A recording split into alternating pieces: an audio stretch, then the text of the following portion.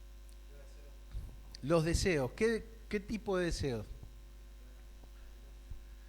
¿Cómo es el deseo de decir, tengo ganas de tomar un helado?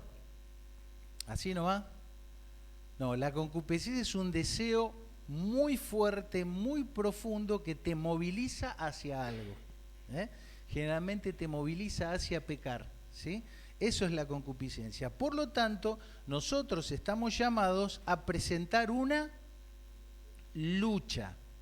Es decir, no se concibe un creyente que haya experimentado el perdón de Dios, esa participación de la naturaleza divina, y que se entregue plácida y dócilmente a que su propia concupiscencia o la corrupción del mundo circundante haga de él lo que el impulso lo lleve. No, eso no va. No hay forma de que sea así. Estamos llamados a presentar lucha, a no volver atrás y a no ceder a la corrupción reinante. Por supuesto que Dios nos da elementos para trabajar con eso o contra eso, y por eso este versículo que leímos nos manda, ahí en negrita, despojarnos del peso y del pecado que nos asedia y correr esa carrera, esa lucha que tenemos por delante. Habíamos visto 3 tipos de, vamos a decir, niveles de pecado, ¿sí? Porque evidentemente no es lo mismo hacer algo sin intención, por ignorancia o accidentalmente, que pecar premeditada y constantemente en algo, ¿no? Entonces eso en la Biblia también queda claramente graduado y definido a través de 3 palabras que estuvimos intentando aprender para conectar con esos 3 niveles de pecado. Uno de ellos es Jatá, Abón y Meri. ¿Se acuerdan? ¿Sí? Jatá, Abón y Meri. ¿Recuerdan? Y dijimos que los pecados de Jatá son... Siguiente, por favor. Ahí está.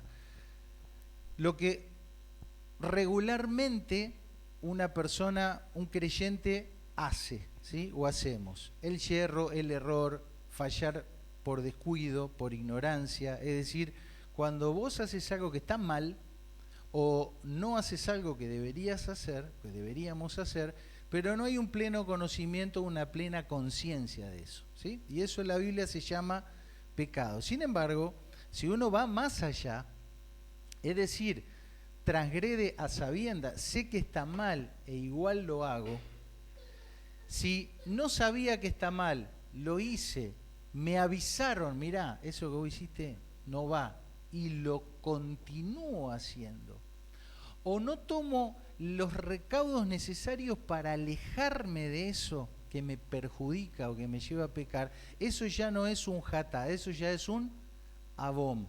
Y en la Biblia se lo traduce con la palabra iniquidad.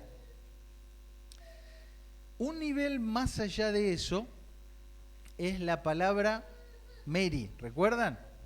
Que ya es cuando a vos te da lo mismo todo. Si está bien o está mal, no te importa. Si a Dios está de acuerdo o no está de acuerdo, no te importa. Si te dicen o no te dicen, no te importa. Y ese es un estado más grave de la conducta humana, y ya en la Biblia se traduce como rebelión, desobediencia, da la idea de un rechazo. Es una forma de provocación contra Dios cuando nos conducimos así, y se lo compara con algo tan grave como podría ser la idolatría o el adulterio, ¿sí? A ese nivel de gravedad es que está la actitud, porque fíjense que esto es la actitud del corazón, es decir, acá yo gesto y tengo una actitud rebelde que no me importa nada. Bueno, Dios ve ahí y dice, mira viejo, esa actitud que vos estás teniendo, que te lleva a ciertas conductas, es una rebelión que a ojos míos es tan desagradable como la idolatría o el adulterio. Muy bien, entonces hoy vamos a responder esta pregunta: ¿cómo tratar con el pecado? ¿Cómo debemos tratar con el pecado? Y la respuesta empieza diciendo, bueno, depende, ¿sí? Depende, ¿eh? ¿De qué depende? Muy bien. Entonces, vamos a ver, ¿qué pasa si nosotros estamos en un ámbito, en un ambiente, en un contexto donde hay otra persona que está pecando? Ya hablamos, ¿no?, deliberadamente, con esa rebelión. ¿Cómo me tengo que relacionar yo con personas así que no son creyentes? ¿Sí? Entonces, este sería nuestro primer escenario. Es decir, en el ambiente donde generalmente nosotros nos movemos, nos encontramos con personas que no son creyentes, ¿sí? No han confesado a Cristo como su Salvador, no le han pedido perdón por sus pecados, por lo tanto no gozan de una nueva vida en Cristo y tienen otros códigos. ¿Qué hacemos con esas personas o en relación a esas personas y a su conducta? Bueno, lo primero que debemos decir es que no nos corresponde a nosotros el juicio hacia esas personas, ¿sí? Ni tampoco podemos obligar o presionar a esas personas para que se alineen con los estándares que nosotros tenemos. No porque nosotros seamos mejores que ellos, sino porque pertenecemos a dos categorías diferentes, ¿sí? Ellos están adorando a su propio Dios, sea su ego, sea alguna religión, tiene sus estándares, su moral, y nosotros tenemos otra. Nosotros nos alineamos con lo que Dios dice, esto está bien, esto está mal. Entonces debemos saber, en primer lugar, que a esas personas las juzgará el Señor. ¿Sí? ¿Está? Bien. Entonces, cuando leemos, los que tenemos ya algún tiempo en la lectura bíblica, les puede llamar la atención de que en la antigüedad, cuando vos ves en el Antiguo Testamento algunos relatos, ves como que es bastante dura la disciplina y los castigos hacia las personas que desobedecían con rebelión a Dios, ¿sí? Eso se debe a que en esa época, históricamente hablando, era una comunidad, el pueblo de Israel era una comunidad cerrada y había de todo ahí adentro. Estaban los que eran el pueblo de Dios y los que no, pero convivían, compartían, ¿sí? En cambio, hoy en el Nuevo Testamento la relación es diferente, ¿sí?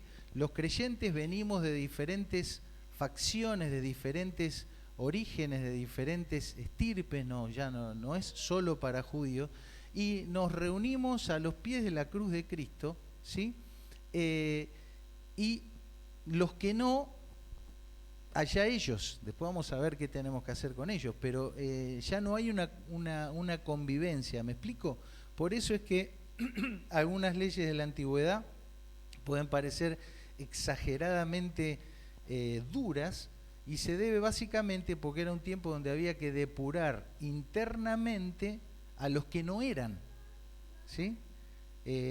Algo que hoy por hoy no es necesario, porque el Señor nos ha llamado y nosotros le seguimos al Señor, y los que no siguen su vida. ¿Me explico? Eso como para dar un detalle un poco técnico para los hermanos que por ahí indagan sobre estas cuestiones. Fíjense cómo Jesús empezó a marcar esta diferencia entre los que son del pueblo de Dios y los que no. Este famoso Sermón del Monte, y una de las declaraciones que Jesús dice ahí, dice: oíste que fue dicho ojo por ojo, o ojo en lugar de ojo, o diente en lugar de diente. Siguiente: pero, o además, yo les digo, no resistáis al que es malo, ¿no? Entonces acá Jesús empieza a hablarle a sus discípulos y dice: mirá, no estés oponiéndote con hostilidad o enfrentando o confrontando ¿a quién? A aquel que rechaza a Dios y que rechaza sus instrucciones, porque no le interesa, ¿no? Entonces no tiene sentido forzar a querer meter en un estándar de conducta a gente que no ha venido primero a los pies de la cruz, ¿está? Entonces si bien nosotros podemos con nuestro comportamiento mostrar una ética, un estándar y que eso influencia nuestro entorno, ser luz ahí, ser sal, no podemos estar esperando que todo el mundo viva bajo esos estándares. Primero necesitan al Salvador para después poder seguir al Salvador. ¿Sí? ¿Está? Entonces, en resumen, podríamos decir, no exijas o obligues a que cumplan con los estándares de Dios o con sus leyes. Baja tus expectativas con esas personas, ¿sí? Porque no saben, porque no quieren o porque no pueden obedecer a Dios. Y entonces, ¿qué hacemos con ellos? Bueno, el Señor lo dice, ¿qué hacemos? Fíjense, dice, pero, o además os digo, no resistáis a quien es malo, antes cualquiera que te hiera la mejilla, vuélvele también la otra, al que quiera ponerte pleito y quitarte la túnica, déjale también la capa, y a cualquiera que te obligue a llevar la carga por 1 milla, ve con el 2, y al que te pida dale, y al que quiera tomar de ti prestado, no se lo rehuses. Es decir, mostrá vos que sos hijo o hija de Dios, mostrale vos que por la gracia que Dios derramó sobre ti estás en condiciones y en capacidad de hacer el doble por él o por ella. Y no por imposición, no por obligación, sino simplemente porque así como Dios te amó a vos, entonces vos también demostrás ese amor hacia esa persona. ¿Entienden cómo en el pasaje el Señor saca la presión sobre la persona que no es de Él, que no es de Cristo, que no recibió el perdón, y transporta la carga de la obligación y de la responsabilidad hacia quién? Hacia nosotros, sobre nosotros. Nosotros somos los que tenemos que mostrar la diferencia, no exigirle a otros que sean diferentes de algo que no pueden porque todavía no han conocido a Cristo. ¿Se entiende? Bueno, el apóstol Pablo habla de esto también. Dice, no paguéis a nadie mal por mal, procurad lo bueno delante de todos los hombres, si es posible, en cuanto dependa de vosotros, estar en paz con los hombres. Recuerden que estar en paz siempre implica ponerse, pagar, ¿sí? Estar en paz siempre implica pagar un precio. El Señor nos llama a que nosotros estemos dispuestos a pagar ese precio, ¿sí? Todo esto tiene que ver con una palabra que en algún momento estudiamos, ¿se acuerdan? Que en la Biblia, si bien en el hebreo es Gesed, en nuestro castellano, nuestra Biblia en español se traduce de diferentes maneras, porque no hay una palabra en castellano que pueda decir todo lo que esta palabra representa, ¿sí? Fíjense, gracia, misericordia, bondad, amor constante, benevolencia, bondad, clemencia, consuelo, piedad y tal vez la más ilustrativa, solidaridad. Entendiendo la solidaridad como una responsabilidad que uno asume de cooperar y de ayudar o hacer más allá de lo que estoy obligado o comprometido. Solidaridad es lo que vos haces cuando no tenés obligación de hacerlo. Eso es solidaridad. Y esa es el amor o la gracia o la solidaridad o la benevolencia que Dios ha tenido con nosotros. Cuando Él no tenía obligación de resolver nuestros problemas por ser pecadores, Él fue más allá de esa obligación y optó por pagar el precio por tu paz y por mi paz, y se hizo cargo del balurdo nuestro, ¿no? Muriendo en la cruz por nosotros. Entonces, en relación al tratar con el pecado de otros que no son creyentes, no los presiones para que sean como vos, porque es un estándar que ellos no van a tener. Tenés vos que mostrar solidaridad, ir al doble con ellos, para que vean que el amor o la gracia, la solidaridad que vos podés compartir proviene de algún otro lugar y no meramente de una acción humana, ¿sí? Proviene de Dios. Y por supuesto, lo otro que tenemos que hacer es mostrar a Cristo, hablar de Cristo y predicarles el Evangelio, es decir, decirle a esas personas que la vida que llevan es consecuencia de estar lejos de Dios. Y que lo único que necesitan hacer es venir a los pies de la cruz, pedir perdón y recibir el perdón, el gesed, la misericordia, la gracia, la benevolencia, la solidaridad de Dios, quien ya ha efectuado el pago para el perdón y que está ahí dispuesto y disponible para que a esa persona también pueda ser hecha participante de la naturaleza divina. Es decir, el Señor nos invita a la fiesta, está todo pago, ¿sí? A propósito, tal vez aquí, o alguna de las personas que nos ven en las plataformas digitales, todavía no haya tenido esa experiencia de disfrutar un encuentro con la gracia, la misericordia, la benevolencia de Dios, y entonces está en posición y en posibilidad simplemente de abrir el corazón, abrir las manos, extender las manos y decir: Señor, sálvame, sabiendo que ya anticipadamente ese Dios grandioso, creador de los cielos y la tierra, como cantamos hoy, ha extendido su mano misericordiosa, ha ido a morir en la cruz del Calvario, ha resucitado el tercer día para que todo aquel que en Él crea no se pierda, mas tenga vida eterna, vida en abundancia. Así que, querido, querida, si estás acá, si estás por ahí detrás de una pantalla, al final vamos a orar para que vos también puedas tener ese momento donde te encuentres con Cristo, lo aceptes en el corazón y podamos hablar todos el mismo idioma, el idioma de los viles pecadores perdidos, perdonados y rescatados por el sacrificio de Cristo. Tremendo, ¿no? Muy bien. No sé qué número voy, pero bueno, otra cosa que tenemos que hacer para tratar con el pecado de los no creyentes es tomar distancia, ¿sí?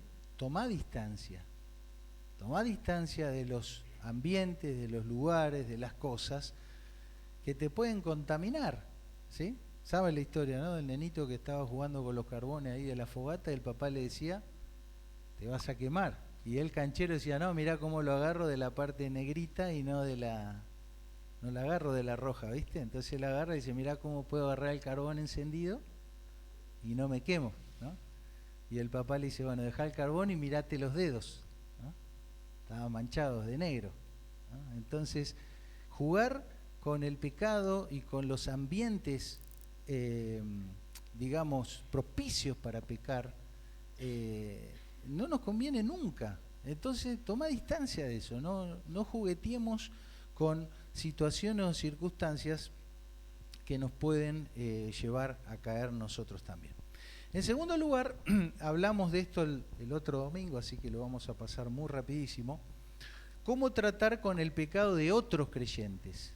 Es decir, gente que ha dicho, que ha abrazado a Cristo como su Salvador, que dice que ha experimentado ese perdón de Dios, que forma parte de la familia de la fe, pero también vive no con el pecado de, ¿se acuerdan del hatá, del error accidental, sino con el abom, es decir, la iniquidad? El tipo que, ¿viste?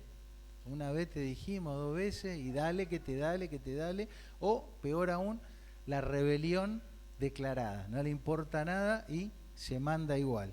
¿Qué hacemos con ese tipo de personas? Bueno, vimos algunos pasajes muy duros, y cómo Dios nos manda a manejarnos. Claro, no podemos consentir, no podemos prestar atención. A ver qué está, y cómo es que lo haces, ¿entendés? Porque te vas acercando a esa mentalidad, a esa actitud rebelde de esas personas. Tampoco te podés compadecer en el sentido de decir, bueno, pobrecita, es así porque la mamá, o es así porque cuando era chiquito. No, pará, viejo, vos decís que Cristo te salvó, tenés la Biblia, el Espíritu de Dios te habla. No hay compasión en ese sentido, ¿sí? No podemos justificar lo injustificable. tampoco tener misericordia en ese sentido, y mucho menos encubrir, por miedo a que se ofendan, por miedo al que dirán, por miedo al rechazo, ¿no?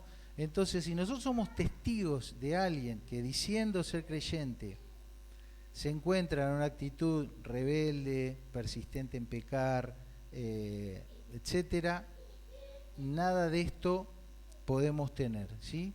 Ni complacernos en ver lo que hace o cómo es, ni atender, escuchar u obedecer, ni tenerle lástima, ni encubrirlo. Entonces, ante la persuasión, recuerden que esto estaba en el contexto de una persona que no solo lo hace, sino que me empieza a influenciar a mí, ¿no? Ante la persuasión o alguna forma de idolatría, no encubrir, no tolerar, no guardar silencio, no naturalizar el hecho, decir, bueno, así nomás, déjalo, y no empatizar o simpatizar con el pecado. ¿Está? Duro, es duro, pero, ¿viste? Tenés que poner, hay un momento donde hay que poner hasta acá, un límite. Tanto en el Antiguo como en el Nuevo Testamento enfatizamos que todas estas cosas de las que hablamos tienen su debido proceso. No es que a mí me pareció que ella hizo y ya le voy con los tapones de punta, no. Si hablamos de pecado es como, no sé, en un juicio, si hay un delito se tiene que demostrar, se debe investigar. Ningún juez en su sano juicio va a mandar preso a alguien porque lo vio en el Facebook que alguien publicó. O sea, hay un proceso, ¿no? Entonces nosotros también, cuando hablamos de tratar con el pecado de otro creyente, debemos saber que debe haber un proceso adecuado antes de llegar a una conclusión.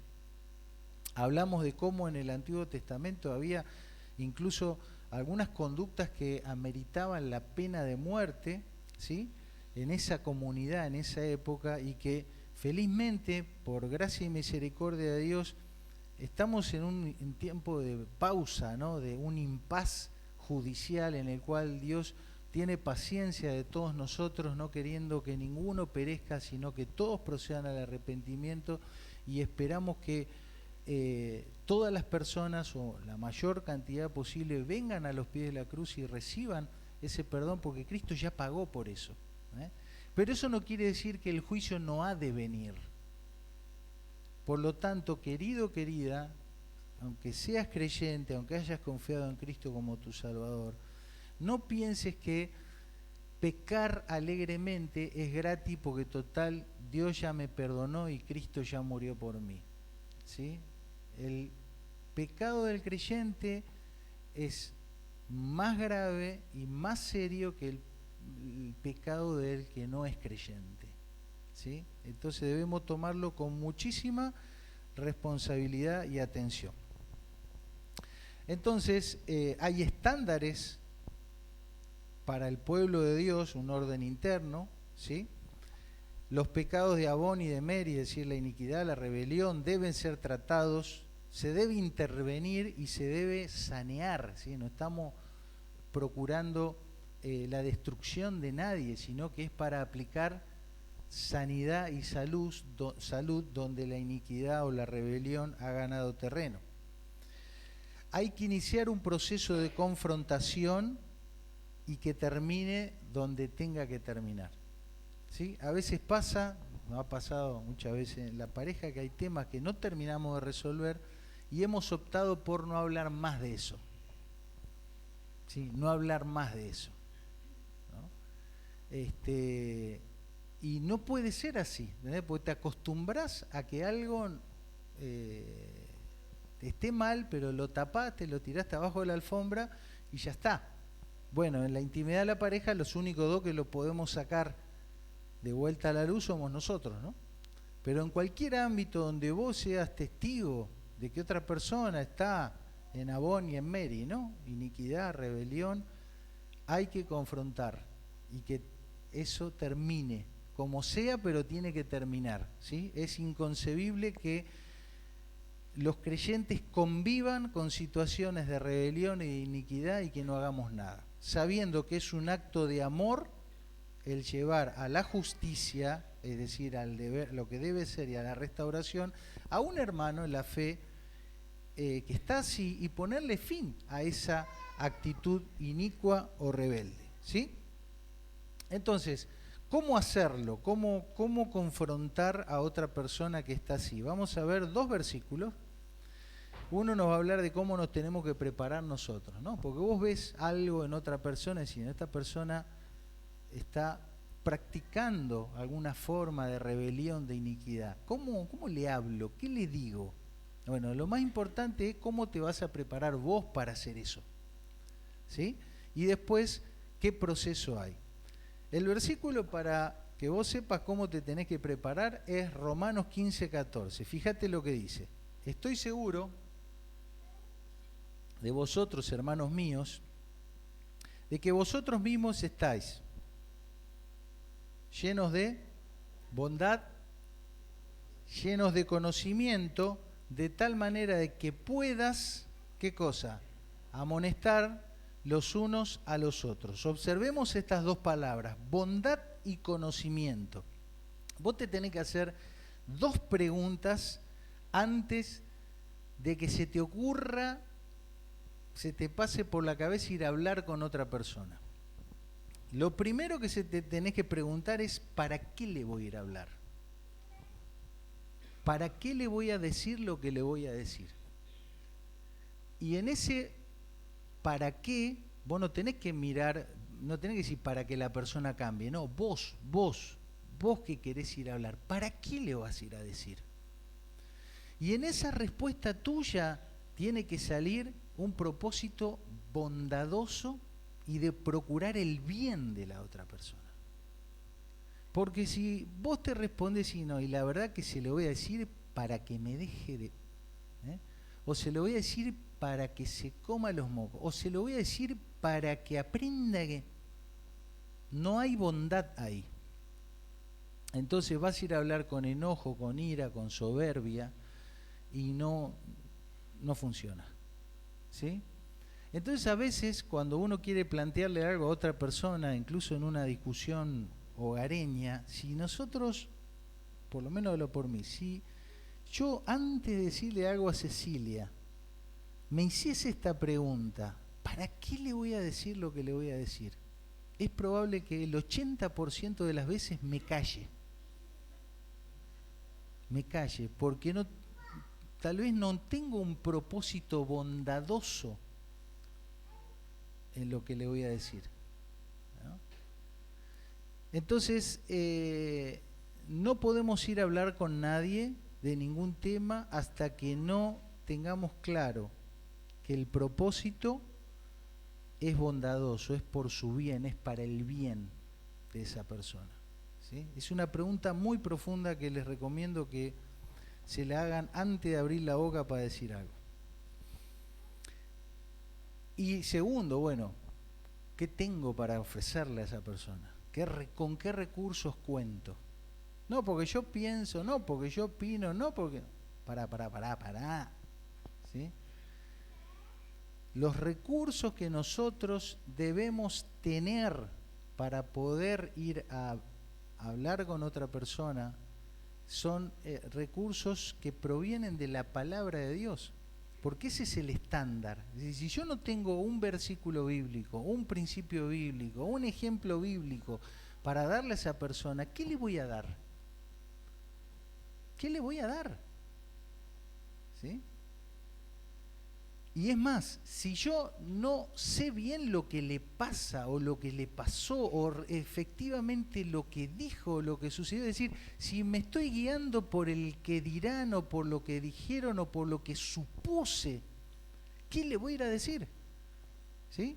Entonces, en toda confrontación hacia otra persona, cuando yo creo que tengo la razón y cuando me revisé y tengo un sentimiento y una intención bondadosa hacia ella, antes de abrir la boca tengo que saber si tengo contenido bíblico para darle y segundo, si tengo información verdadera y fehaciente de lo que pasó. Si no la tengo, ¿qué debo hacer? indagar primero, preguntar, mirá, te vi en esta situación, me pareció tal cosa, fue así, no fue así, escucho la otra campana. ¿Se entiende? Bien. Y entonces, ahí sí puedo amonestar, que significa poner en la mente, ¿no? ¿De qué la voy a amonestar? ¿Qué le voy a decir? Tengo que poner en la mente de esa otra persona a la que le quiero hablar verdades bíblicas. ¿Sí? Si no, no la amonesto, si no, le digo algo que le puede decir cualquiera en la calle. Y por supuesto, esta es una actitud de reciprocidad unos a otros. Es decir, tengo que estar dispuesto y disponible a que también ella me diga, bueno, pero vos, ¿no? Y tengo que estar tan abierto y dispuesto a decir como a recibir lo que ella me diga. En cuanto al proceso y etapas, no lo voy a desarrollar, pero el Señor habló claramente de por lo menos 4 instancias. Tú y él solo, tengo un problema con él, lo tengo que hablar con él. Tú y él solos. No puedo poner mi estado, ¿viste? Tú y él solos, lo tengo que hablar con él, porque fue con él el asunto. Si en esa instancia no ha habido victoria, no ha habido entendimiento, entonces tengo que tomar ¿a cuántos? 2 o 3 testigos. Ese es el gol estándar bíblico para toda acción humana. 2 o 3 testigos. Acuérdense de esto, 2 o 3 testigos. ¿Sí? Che, fíjate, hablé con él. ¿Vos qué opinás? Bueno, nos ponemos de acuerdo, media, alguien neutral, alguien que habla de afuera. ¿Sí? 2 o 3 testigos, no 25 o 26. ¿Sí? 2 o 3 testigos. Si no, hay una comunidad de creyentes en la iglesia que tiene que estar al tanto. Imagínate que si hay un problema con alguien, lo hablaste, no pudieron arreglar, 2 o 3 testigos y no pudieron arreglar, ya es un tema más grave. Y por más de que uno lo quiera guardar en el, ¿cómo se dice? Con reserva, generalmente si hay mucho olor a podrido, por más de que esté tapado ya vuelan las moscas, ¿viste? Entonces ya indudablemente hay que blanquear y avisar a la iglesia que se supone que es una comunidad de creyentes que hablan todo el mismo idioma. Y finalmente, si no entendió, ese no es creyente. ¿Entendés? O sea, una persona que ya no lo conmovió en lo más mínimo la exhortación privada con 2 o 3 testigos, ni que toda la congregación le diga, flaco, ¿no? Entonces ya es una persona que tampoco tiene sentido presionarlo. En tercer y último lugar, ¿cómo tratar con el pecado propio? ¿Cómo trato con mi propio pecado? ¿Cómo trato con mi propio pecado? Siguiente, vamos a pasar un par rapiditos. Siguiente. Bueno, lamentablemente los creyentes que hemos gozado de haber sido liberados de las cadenas del pecado por dar libertad y por darnos permiso a cometer una serie de pequeñas digresiones, de pequeños pecaditos veniales, terminamos muchas veces esclavos en nuestra propia iniquidad, en nuestra propia rebelión, lo cual es una contradicción porque el Señor nos ha hecho libres. Por eso, si les parecía duro que en la antigüedad se hablaba de pena de muerte hacia algunas conductas, fíjense lo que dice el Nuevo Testamento. Haced morir pues lo terrenal en vosotros.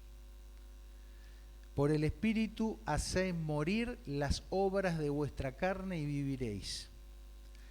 Que os presentéis vuestros cuerpos en sacrificio, que significa muerte, en sacrificio vivo. ¿Sí?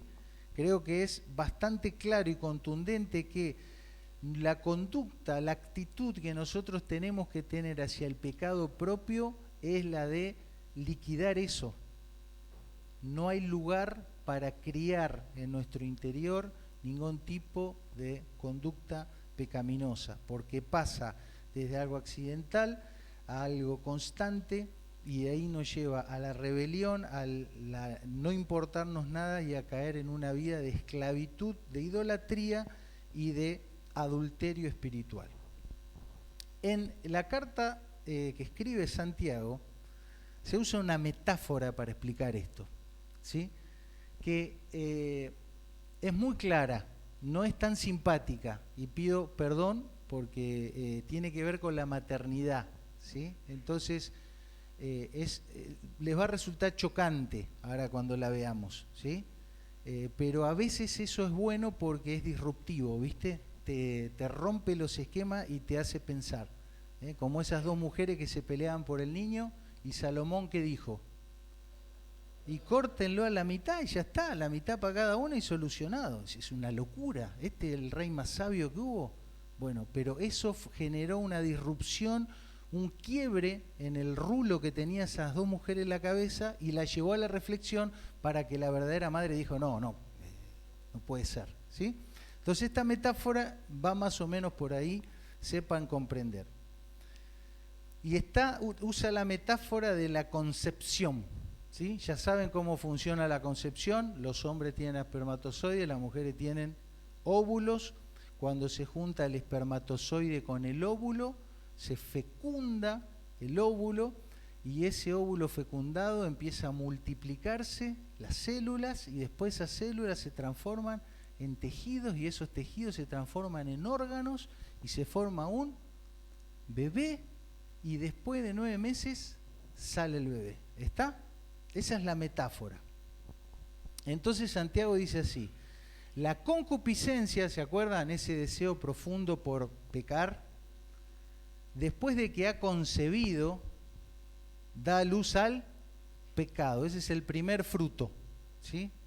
Y el pecado, siendo consumado, da a luz la muerte. Entonces son dos etapas, una interna y otra externa. Observen.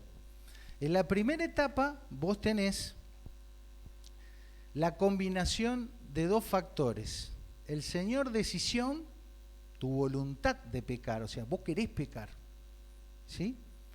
Con la señora deseo, es decir, ese impulso natural que tenés a pecar. Les cuento, todos tenemos el impulso natural de pecar.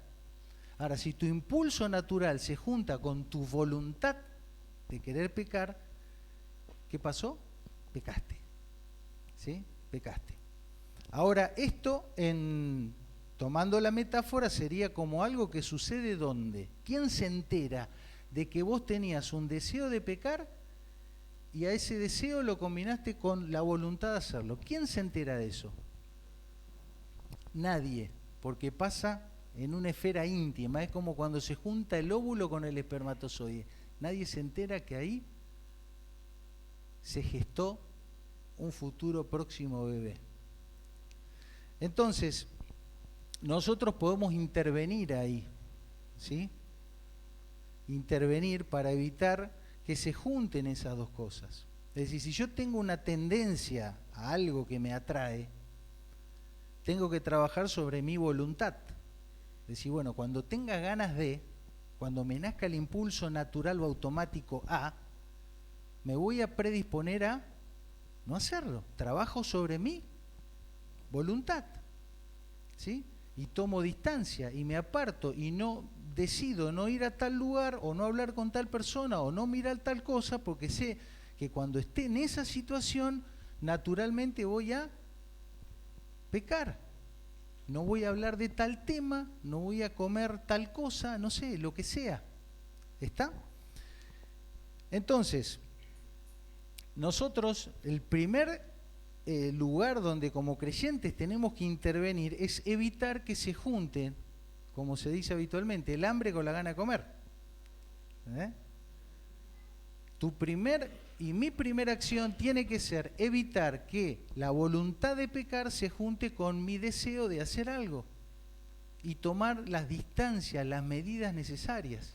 ¿En qué cosa habitualmente pecas? ¿Qué es lo que te llama la atención? algo físico, algo, un pensamiento,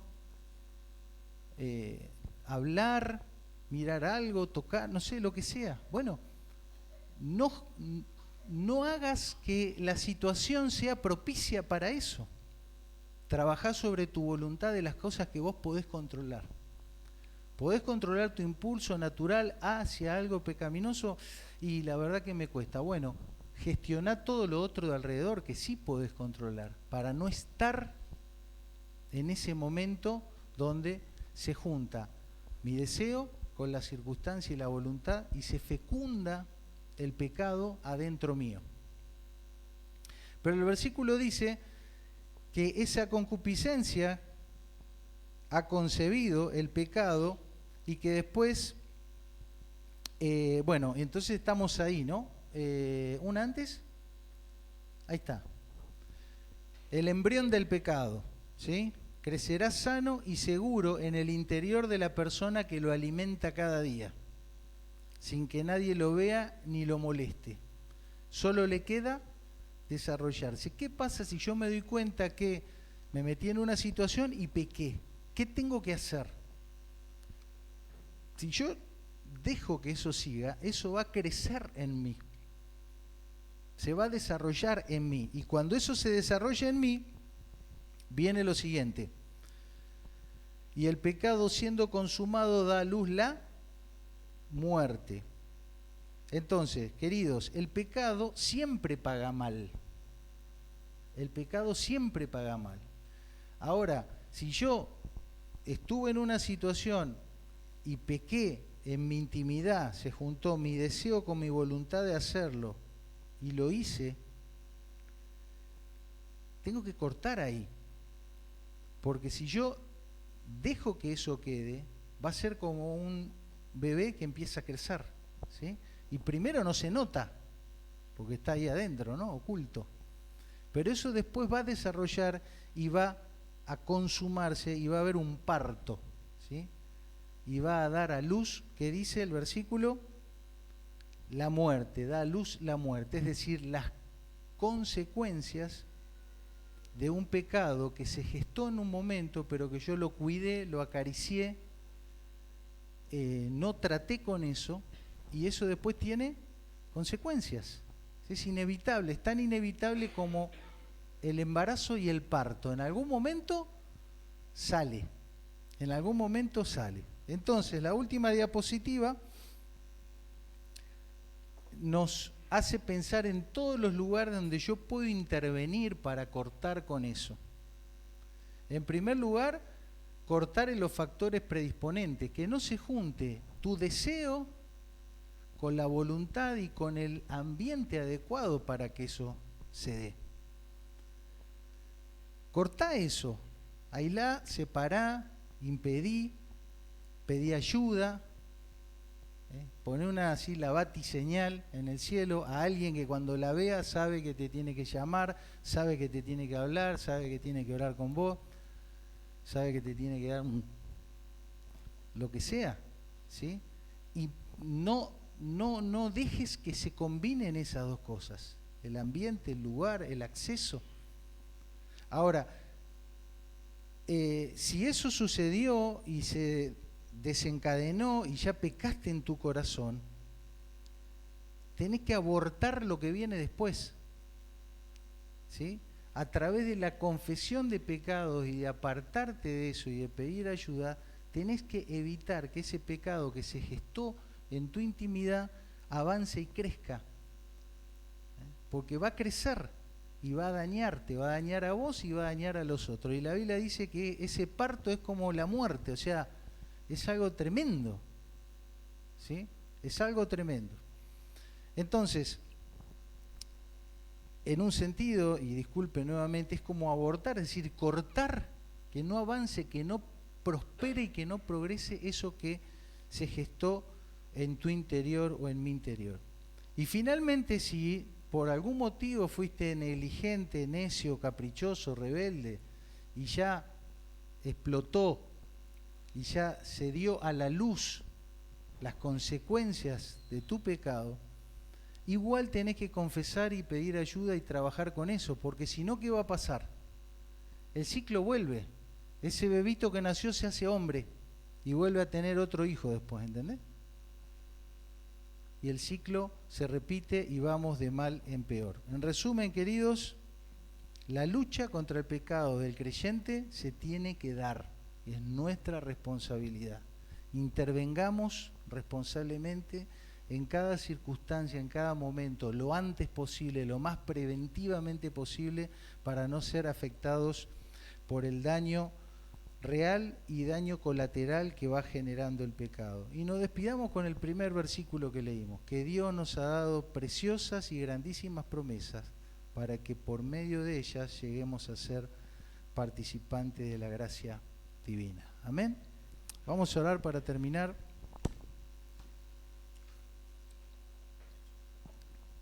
Puede ser un momento de confesión personal. Estamos todos delante de Dios. La verdad que no importa ninguna persona. Dice la Biblia que todas las cosas están desnudas y abiertas delante de los ojos de aquel a quien tendremos que dar cuenta. Dios hoy nos llama como el Salvador. Un día nos va a llamar como el juez. Por eso hoy es el tiempo de venir a Él confesando, reconociendo y pidiendo por su salvación, queridos. Puedas orar en esta noche, decirle a Dios en esta noche: reconozco que soy un pecador, una pecadora. He vivido en rebeldía, en rebelión, en iniquidad. He dejado que crezca, que se desarrolle en mí diferentes conductas, pensamientos, hábitos pecaminosos. Experimento las consecuencias, pero en ti, oh Dios, hay salvación. Vengo a los pies de Jesús, a los pies de la cruz.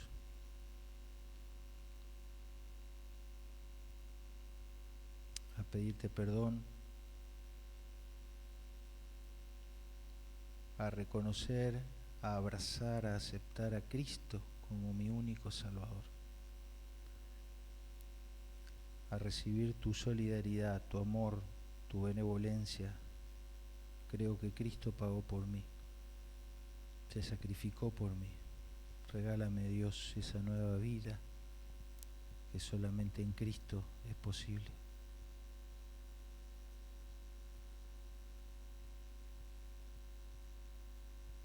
Quiero que me ayudes a luchar fervientemente contra el pecado que me asedia, a ser más sabio, más prudente, más dócil, más humilde.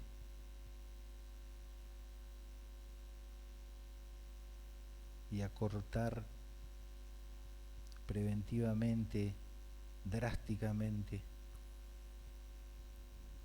con eso que se gesta en mí, que tú lo ves, Señor, allí en mi interior, que te desagrada.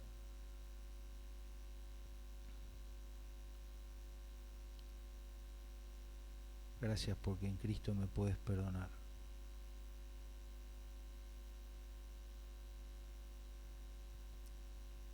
En su nombre, amén. Señor les bendiga.